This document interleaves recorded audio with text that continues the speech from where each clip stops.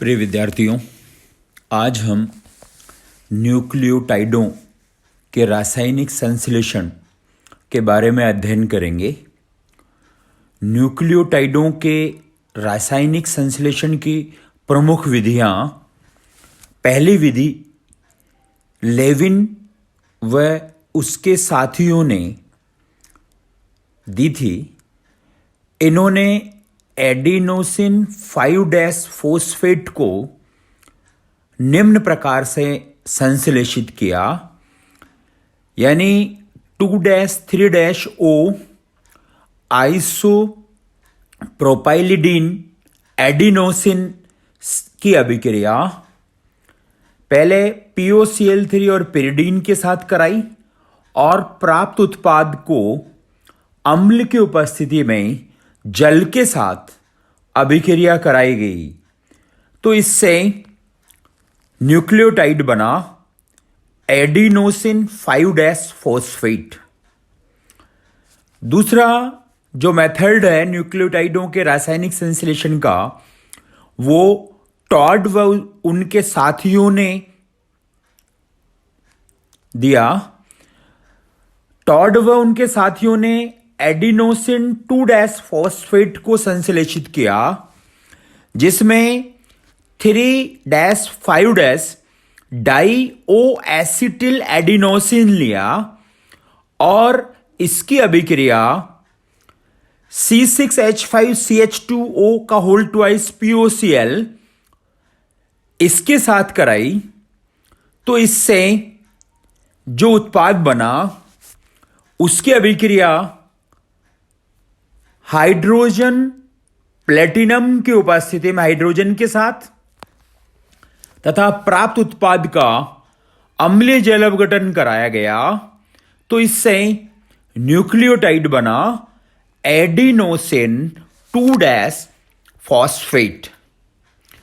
अब हम बात करेंगे डीएनए की द्विसूत्री हेलिकल संरचना या द्विकुंडलित संरचना, और इस संरचना को हम वॉटसन क्रिक मॉडल भी कहते हैं। डीएनए अणु की वॉटसन एम क्रिक ने त्रिविमीय संरचना दी। वॉटसन व क्रिक ने बताया कि डीएनए 2 पॉलीन्यूक्लियोटाइडों की श्रृंखलाओं से बनी एक द्विकुंडलित संरचना होती है, जिनमें ये दोनों पॉलीन्यूक्लियोटाइड श्रृंखलाएं परस्पर विपरीत दिशा में एक ही अक्ष पर दक्षिणावर्ती हेलिक्स रूप में कुंडलित होते हैं। इस द्विक हेलिकल संरचना की पुष्टि एक्सरे विवर्तन द्वारा भी होती है। ये पॉलीन्यूक्लियोटाइड श्रृंखलाएं डीऑक्सीराइबोस और 5 तथा 3 स्थिति पर फॉस्फेट युक्त होती है।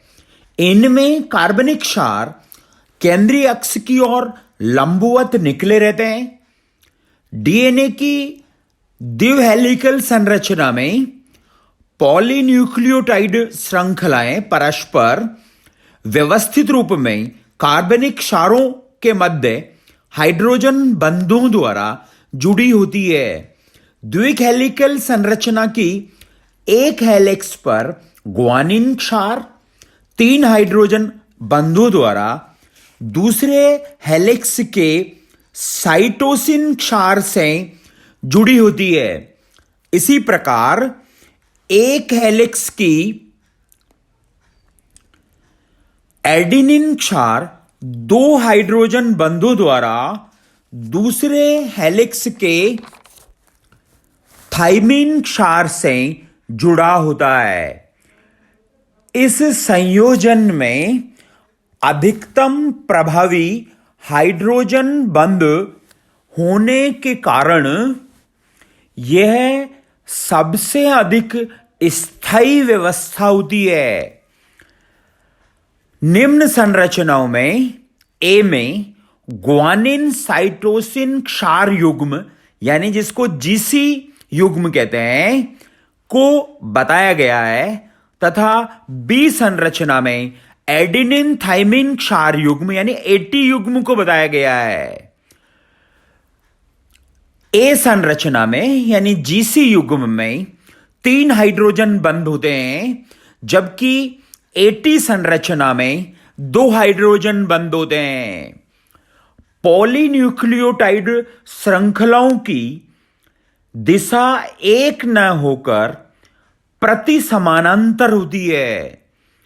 एक हेलिक्स के प्रत्येक फेरे में यानी प्रत्येक टर्न में जो दूरी होती है वो 34 एंगस्ट्रॉम की तथा इसका व्यास 20 एंगस्ट्रॉम तथा क्षार युग्म के बीच की दूरी 3.4 एंगस्ट्रॉम होती है।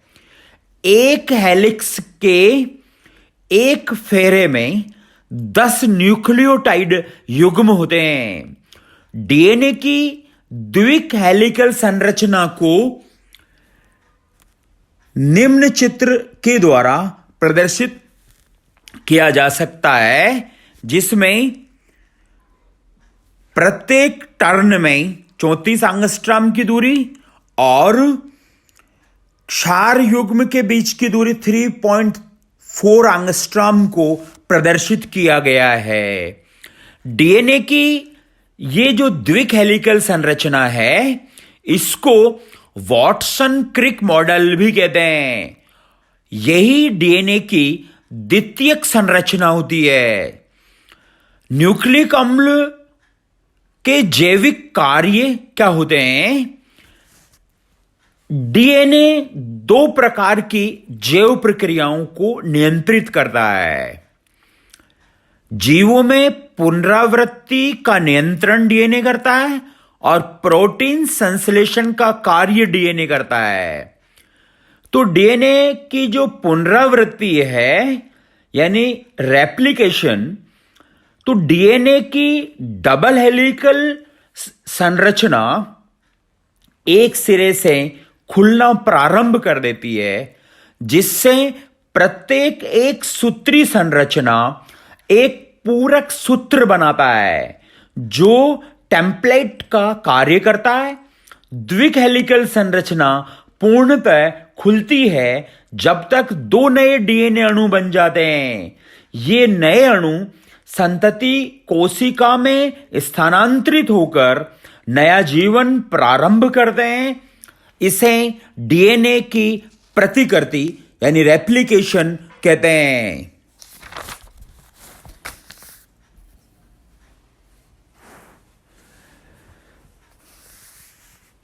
जेनेटिक कोड यानी आनुवांशिक कोड। डीएनए वंशानुगत सूचनाओं का संग्रहगार होता है। डीएनए में क्षार युग्म का व्यवस्थित अनुक्रम हाइड्रोजन बंध से बना होता है। इन क्षार युग्म क्रमों से डीएनए के विशिष्ट गुण अभिलक्षित होते हैं। इसे आनुवांशिक कूट और क्षार युग्म के विशिष्ट क्रम को जीन कहते हैं। एक जीन में सामान्यतया 1500 क्षार युग्म होते हैं। प्रोटीन संश्लेषण डीएनए का जो दूसरा जैविक कार्य वो प्रोटीन संश्लेषण होता है।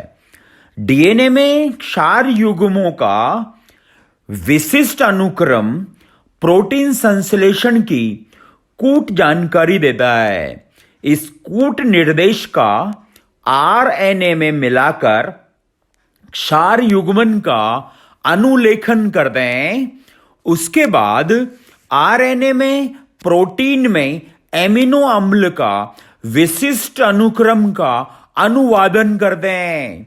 अतः प्रत्येक प्रोटीन की विशिष्ट एमिनो अम्ल का संगठन कोशिका डीएनए द्वारा निर्धारित होता है।